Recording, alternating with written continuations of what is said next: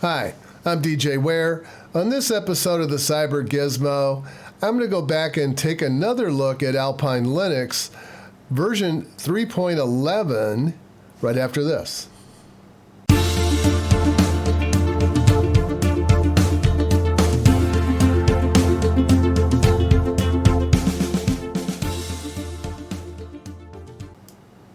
So it's been about, I guess, a year since I've really looked at Alpine Linux in depth, and I think the last time I looked at it was 3.10, I think, or maybe a little bit earlier. But April has had an awful lot of distributions released, and Alpine was one of them.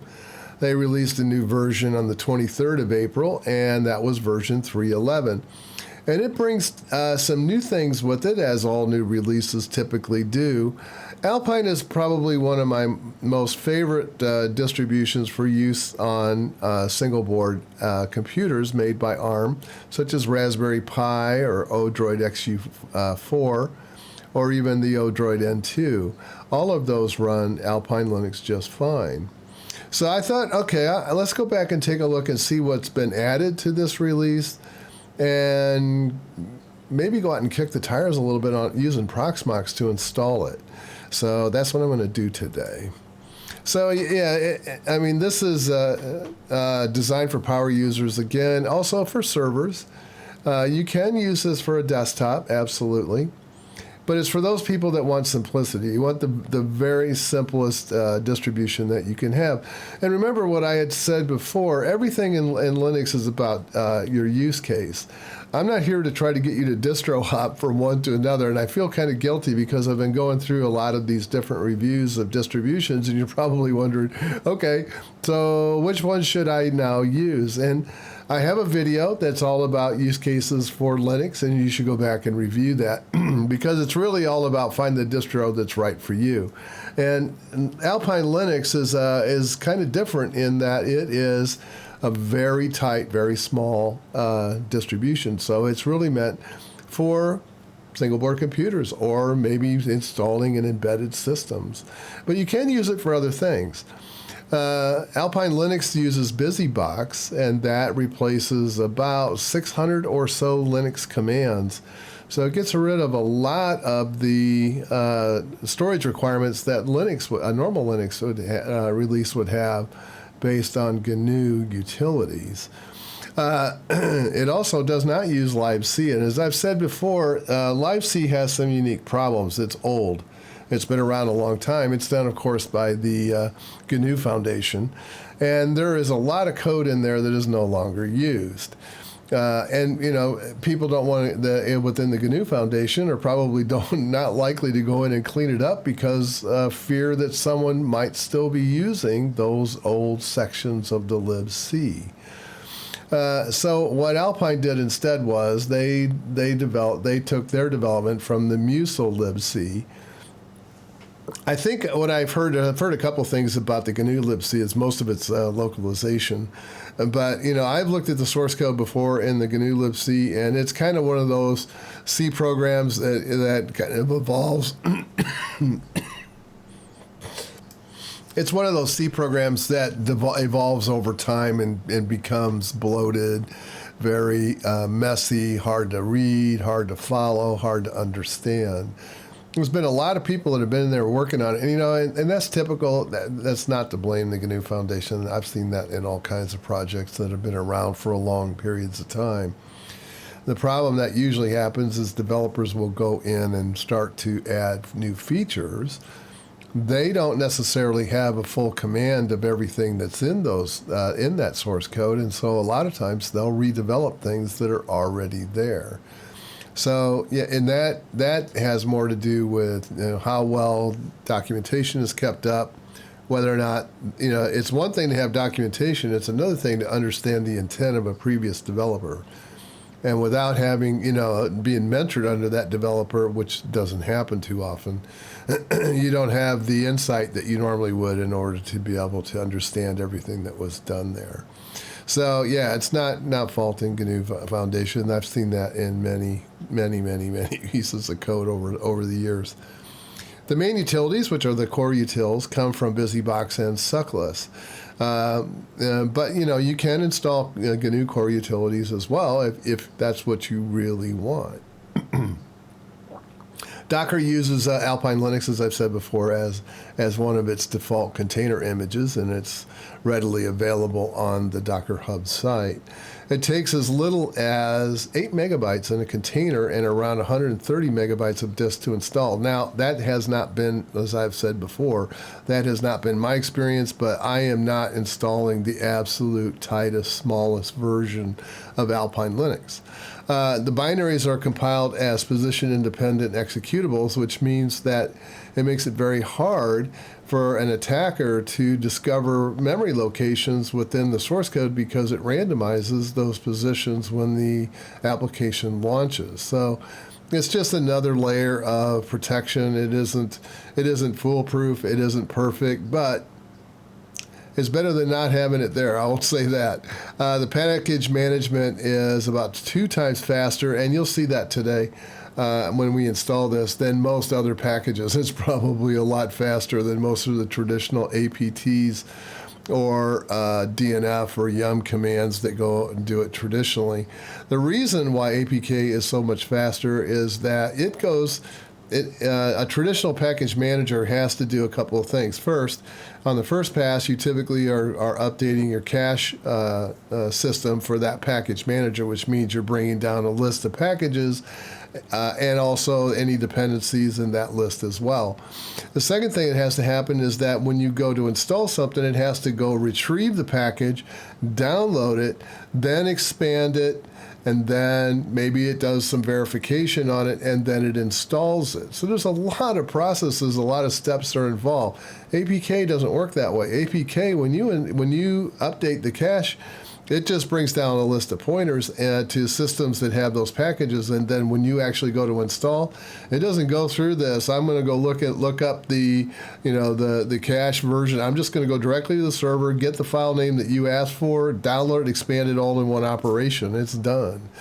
So that's why it's so much faster than a traditional package manager. So as I said, the most current release is 3.11.6 as of today, and it has a couple of different variations. The standard release is just enough to get you started. So it supports x86 64, x86 32-bit, PowerPC 64, and S390, which would be the IBM 390 mainframe. Yes, Alpine does run on mainframes. It also has an extended version, which has kind of the most commonly used packages, and that's suitable for routers or servers.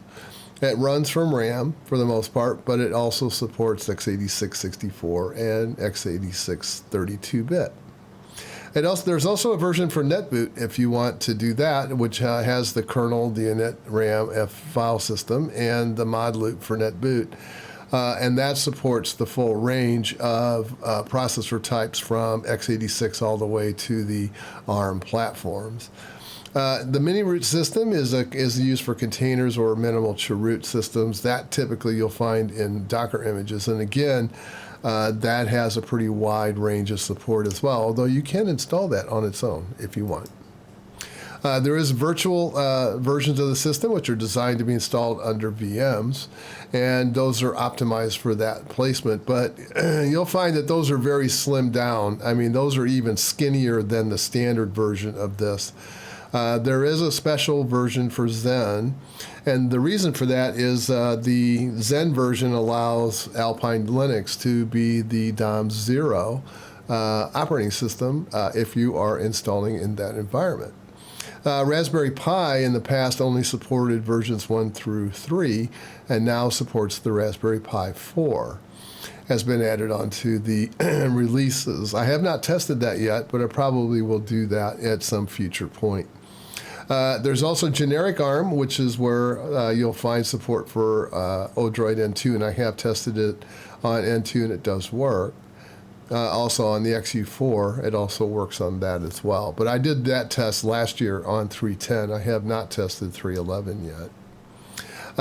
It has a number of installation options. So you have a diskless mode, which means that the operating system runs from memory. there is no local storage. If you power down the system, any changes that you made to the operating system are gone.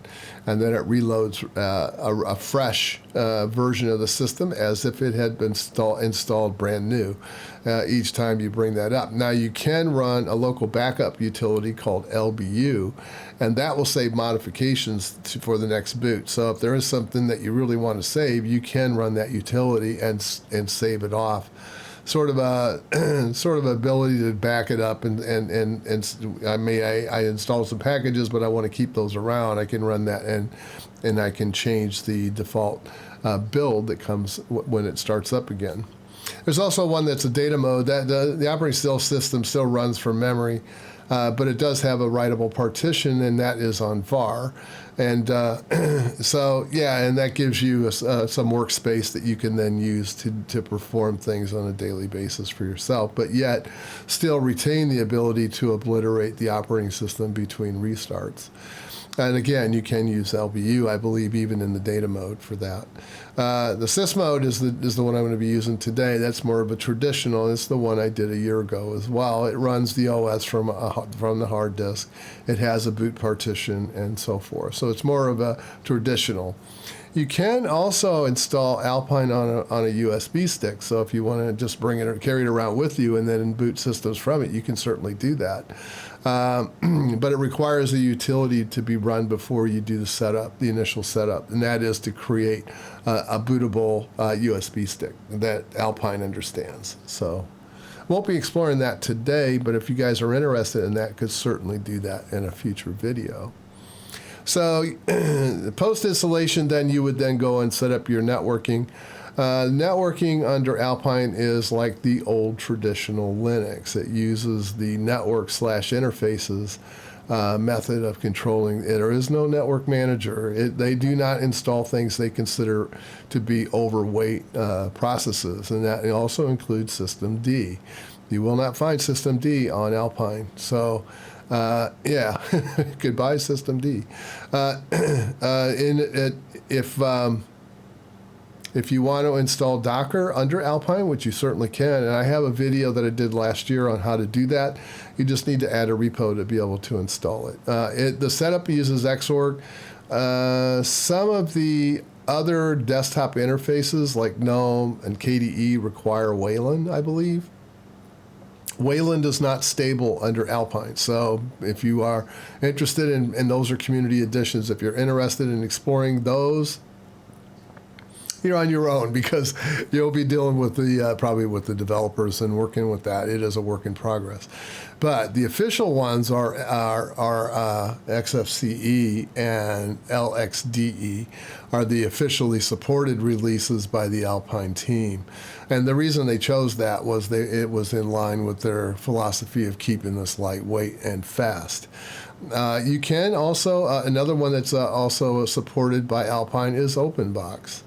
Mate is a community edition, and I don't think that uses Wayland, but I think parts of Mate do require Wayland. I could be wrong about that, but I think if I remember right, the modern versions of Mate, some of the things under there do require Wayland. So again, you might be back into this may not work as you intended. Awesome Window Manager is supported through the Community Edition. There probably are more that's out there, but those are the ones that I have looked at in the past. It does use APAC or a package for its package management, which is, as I said, and you'll see that today very fast. Alpine doesn't include any man pages or even the man utility, so if you want those, you'll have to install them separately. Again, the whole idea behind this is to strip this thing down to its bare bones and make it as fast as possible. So I guess the first thing we should probably do here is go over to a full screen window. And we'll take a look at this. Before I do that, though, let me just get some preliminary setup out of the way.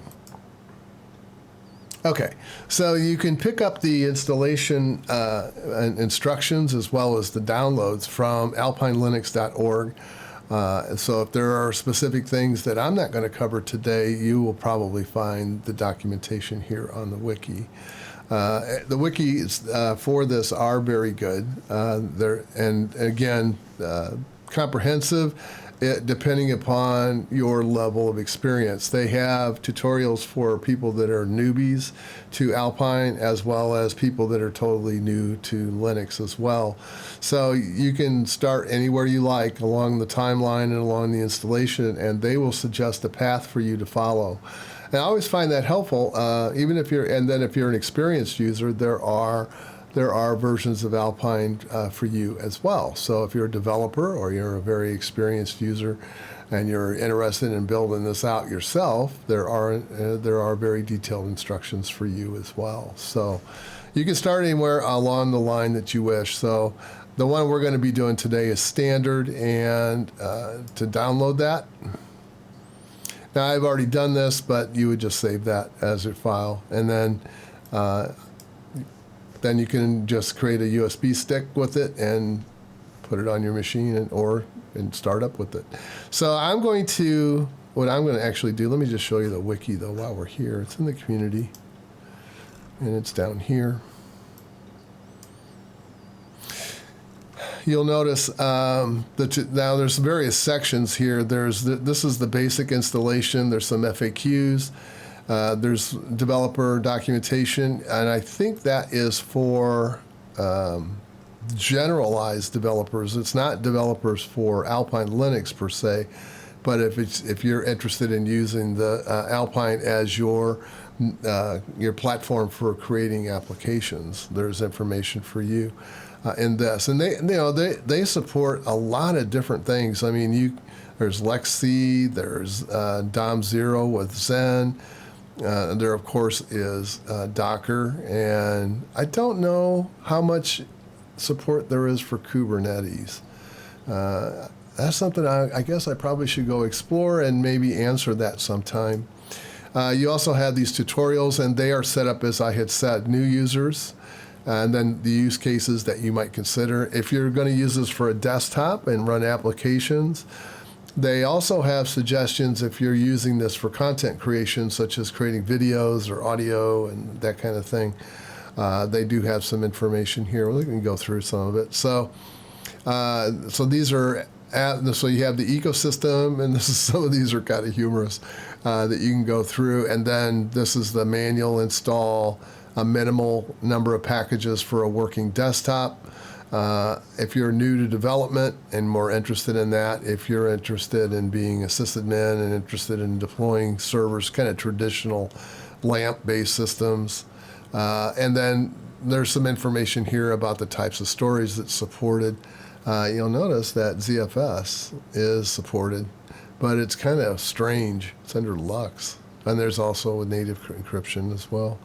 But I haven't tried that yet, but there's all kinds of stuff. And then there's the post-install steps. Let's see. Let's try the use case. Let's try this first. So here we have newbie overall install. So if these are it tells you who it's targeted for, and then you could start here. If you are familiar with Linux, but you're not maybe an expert, you can start there. And if you're, a little bit about, some of the different desktops, you kind of have a clue as to what's going on there, then you can start there. If you've been around Linux for a while and you feel like you're experienced, you can start here. And then this one is really kind of delving really deep into Alpine Linux and really understanding the internals as well. They use the term hacker, and they kind of make fun of the original way of what hacker actually meant. Hacker is a term that started way back in the 80s to label someone who had found a shortcut to do something that no one else could get to work on the system. It was basically hacking up the operating system or hacking up a library to make it do something that the original designers never intended it to do. So yeah, it isn't being able to break into someone's security systems on their network. It used to be being able to bend the computer to your will. All right, so enough of that. Let's go over to Proxmox here, and this is the same version that I installed I think last week. It did that. So I'm going to create a new VM here. And this is going to be Alpine. Why am I not using hardware? Well, that's kind of, first of all, my NUC is tied up. I have Fedora Silverblue on it, and I'm still working with it. And so I don't want to go in and tear it down just yet. The other thing is I have Proxmox on the external drive, and I want to do a video later on how to cluster them together. So that's why I'm doing a virtual machine today. So, all right, so I don't want this on, I don't want my CD image to come from Gluster. I have it on NAS, and there it is. It's just where I copied it. I could have put it on Gluster, I guess. That's all fine. Yeah, you certainly won't need 32 gig. More like about 15, maybe 10 would be more than enough. It's only going to put, this is a very small footprint. I'm going to give it a couple of CPUs. It doesn't need this much. In fact, you can get by with 1024 pretty easily. Yeah, that's all cool. We're done. Now I'm waiting for it to build out here. It says it's okay, so I should be able to start it, and I'll go to my console. And I'm going to try to, yeah, that's fine. That's good. Now, hopefully that's legible for you. I'm going to log in as root. There won't be a password on this. And at this point, I can just go ahead and do a setup. Alpine.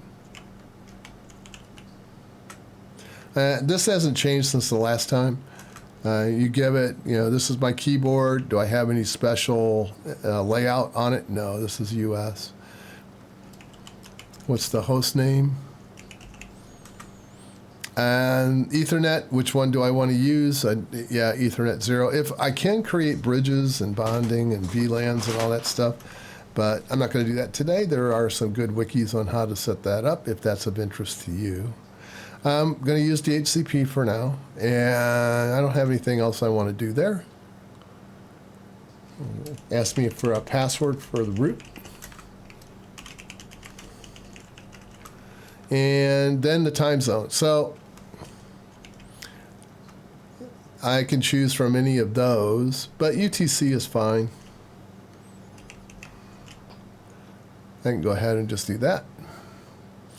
I don't have a proxy for that. I am going to install Crony for my time service. Seems kind of strange to be using Crony and not NNTP for a low installation like this. Now, on this case, you can do a search if you want. I think it's a F to detect and add the fastest mirror, and it will go through and ping test all of those to see which one has the best response. I already know it's #1 for me, so I don't need to do that. But if you're not in the U.S., then maybe you might want to do that and see which one is the fastest for you. I'm going to do OpenSSH. I could do Dropbear. Dropbear is a lot smaller, but I just prefer OpenSSH, but you may not. I am going to install this to hard drive, to the hard disk, and this is where it asks me, okay, so you're adding a hard drive. What do you want to do here? Do you want to make this a sys, a data, or what? So yeah, it's going to be a traditional install. And then it asks me, do I want to erase it? And I won't have to go away for this one. This will be done faster than most distros install. So it is done with the install, and now it is creating the boot partition. This doesn't take long.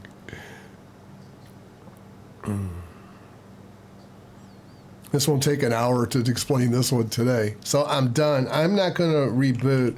The command is kind of the old BSD command. So normally we would do a shutdown. That doesn't exist in Alpine. It's power off. All right, so I've got that done. So at this point, the reason, I don't need that. So the reason I did it this way, I'm waiting for it to come down, okay, is that I want to go into hardware here and then down here to this section on the CD DVD. I want to edit that because I don't need this anymore. I could leave the physical drive, or I can just say I'm done with it because I don't really need it for anything, so it's gone. Now when I start up, it should take me to the actual install itself.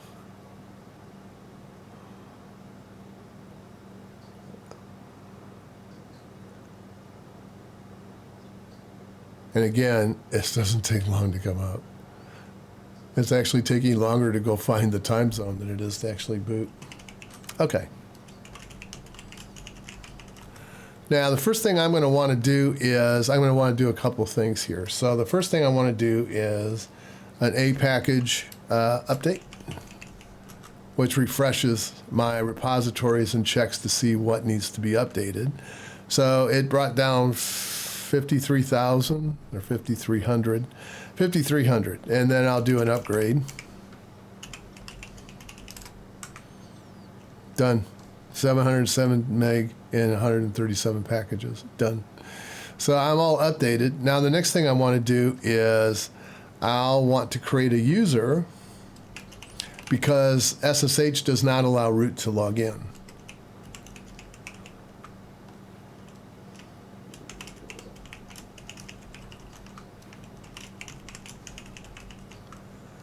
All right, and that should already be done. Let's see. Yep. So the next thing I want to do is I need to add a repo, and the only one that it defaults to is the main. So you don't have a full list of all the packages until you add the community. You don't have to add the community if you don't want to, but I need those. So. I'll do an update just so that it gets the list of packages from there. And then I'm going to do an APK install. Let's make sure I don't have any of this stuff first. No htop, no glances, and no neofetch. And the command is add.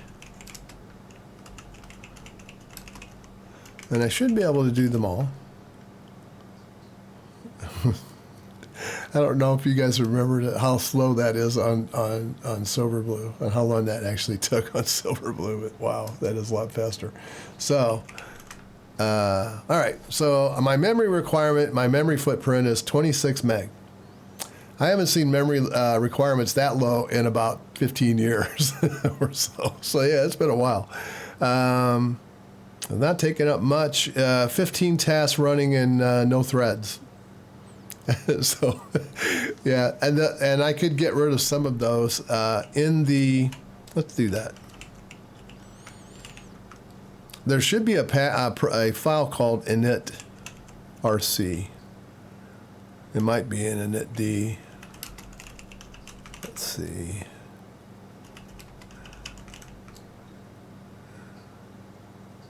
Well, let's do it this way. Init tab. It's been a while for me. All right, so I want to get rid of all these. And that's kind of annoying, isn't it?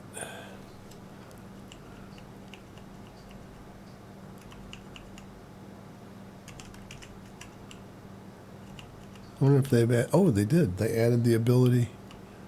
So they've added some features in here.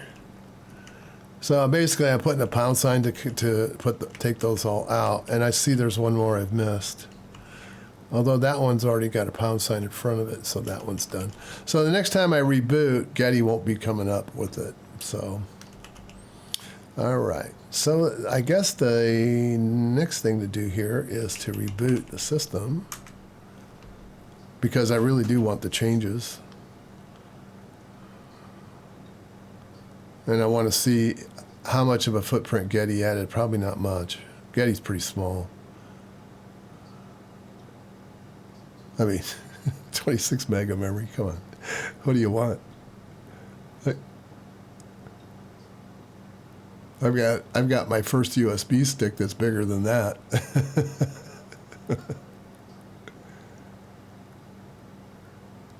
I think my Nokia. I have an old Nokia That was their version of the Palm Pilot. And oh, I might have created a unbootable system here. Looks like it. Let's see.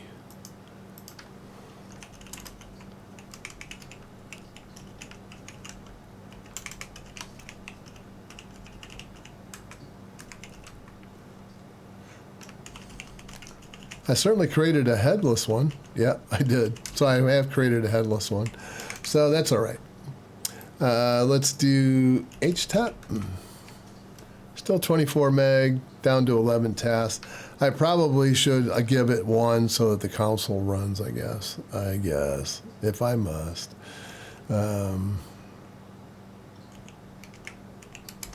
Sudo doesn't exist, so you just SU.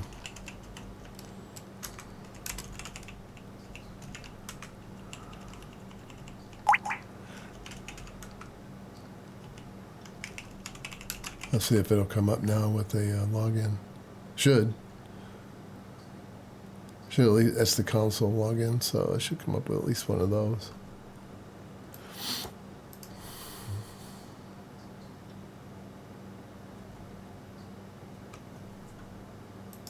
Maybe it needs them all. Probably at least, there we go. That's up. All right, so let's do that.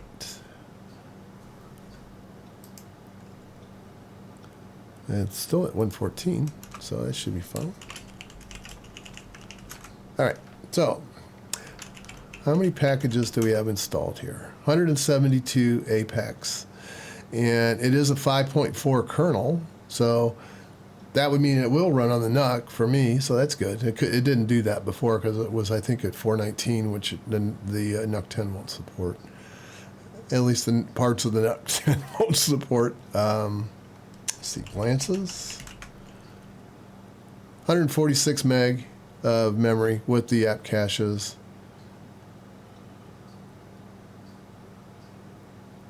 It's consuming 15% of my 1 gig, so you can see it is a very light footprint, definitely.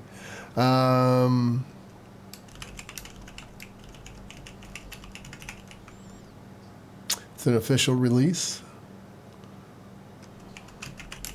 And this was the same version of the kernel that was released in April. So I have not updated that at all, and that is the LTS kernel. So there'll probably be security patches for that one, but probably not. It probably won't change over time. Don't know that for sure. You just never know. They certainly could if they wanted to at some point. No man pages, but again, let me get up under root first.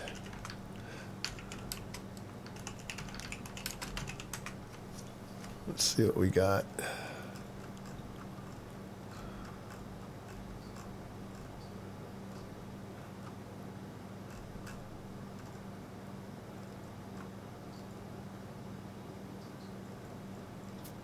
Okay. With the community edition, you do have quite a few tools. I think what I will do is I will do my usual one thing to do here. Let me just check to see if Git's installed. Nope. Not a shock.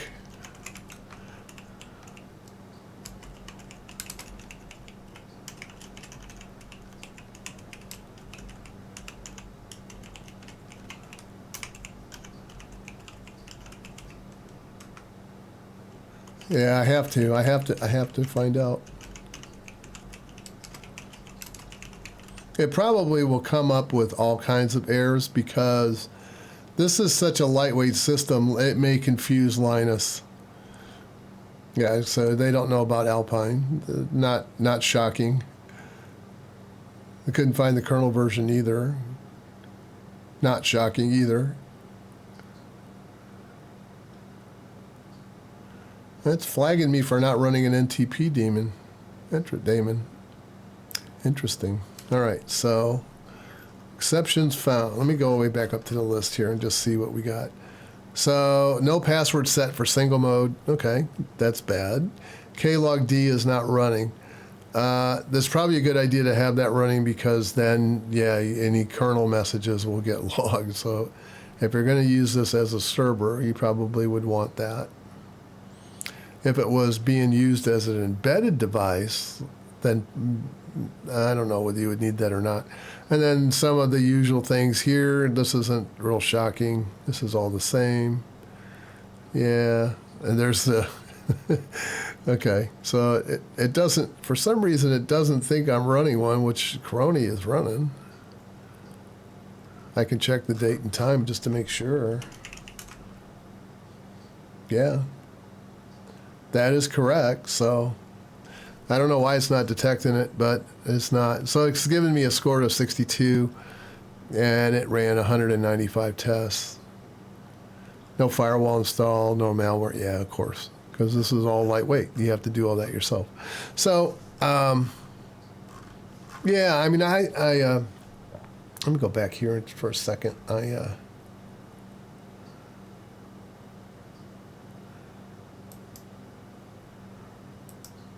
Yeah, this is going to be kind of a fast video today, and looking at this, if you want to look at some of the older ones, I'll put some links in the video so you can do that if you want to see the other two older releases of Alpine. As far as the changes are concerned, most of them have been kernel changes and adding support for additional devices. I know that they have added more NetBoot support and, of course, the Raspberry Pi 4. I probably will be looking at the Raspberry Pi 4, and I'll probably try to install it on this. That would make an awfully good server platform, because the Raspberry Pi 4 could have up to 4 gig of memory, and with a footprint that small would leave me an awful lot of room to do stuff in it. So that's all I had for you today. Let me know. Let me know in the comments below what you would like to see Alpine being used for. I mean, it is very lightweight. It is very quick, and it does. I will tell you, it does use RC init. So if you're not a fan of RC init, then it may not be for you, because I can tell you the developers of this would probably never put systemd on it, because they are looking to strip this thing down. As I said, strip it down as small as they can make it. That's all I had today. Hope to see you all again real soon. Bye for now.